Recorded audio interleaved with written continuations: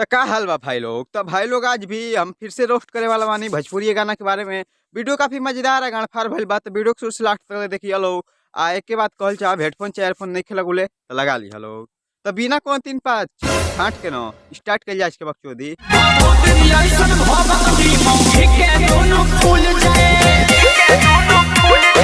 मौगी के दोनों फूल जाए ए भैया जी। अगर तहरा मौगी के दोनों फुलावे के बा न तो हे बाबा से भभूत जिन बनवाव। तू ओकरा के रोज रोज धो के मिसल करो, ओकरा बादे देखो एकरा बहन चलो फूल के फुटबॉल जस हो जाई। सही पकड़े हैं।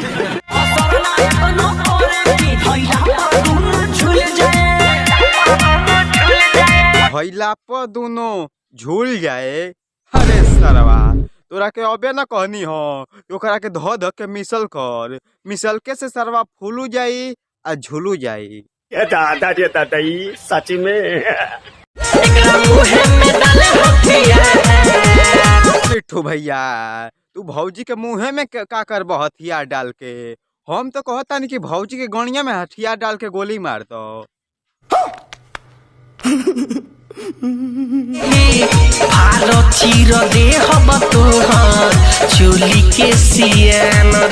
अच्छा तो अभी खानी तू भौजी के हथियार दिखाओ तला हो आ अभी खानी तू भौजी के चोली के सियन फाड़त तारा ना।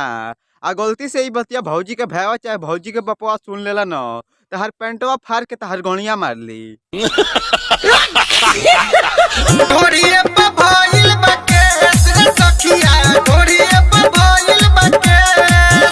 ए भौजी अगर तहरा ढोढ़िया पर केस भइल बा तब तो तहर गणिया पे FIR भइल होई ना। इनका बहन के गाने में कबूतर पे लोग गाना गावता लोग।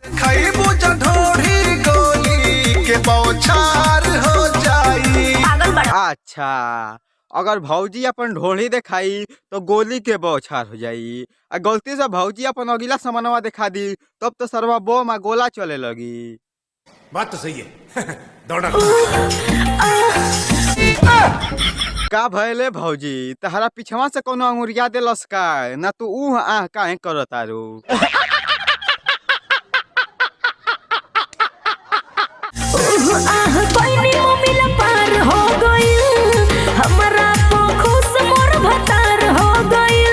वाह भौजी वाह का एक्सप्लेनेशन दे रहे वालू ना भाई लोग। भौजी के एक्सप्लेनेशन दे अल्लाह के तरीका देखता लोग कहत या कर बहन दो कि कोई नहीं मामला पार हो गईल। ए तहार बहन दो शुक्र मनाओ कि हमारे बड़का बाबू वो जगह अपना रहने नहीं तो ना तहार बहन चो लग तू माई बाप चिल्लाए। तो बस भाई लोग आज की वीडियो एंड करता नहीं। आई होप कि तो के छोटा सा वीडियो देख के थोड़ा बहुत मजा आई। अगर थोड़ा बहुत भी मजा आई तो वीडियो के लाइक कर दिया लोग, मजा ना आई वीडियो डिसलाइक भी कर सकता लोग। अगर चैनल पर नया बड़ा तो चैनल को सब्सक्राइब कर लिया लोग। हम मिलता नहीं कोनो दिन कोनो नया वीडियो में, तब तक के लिए बाय।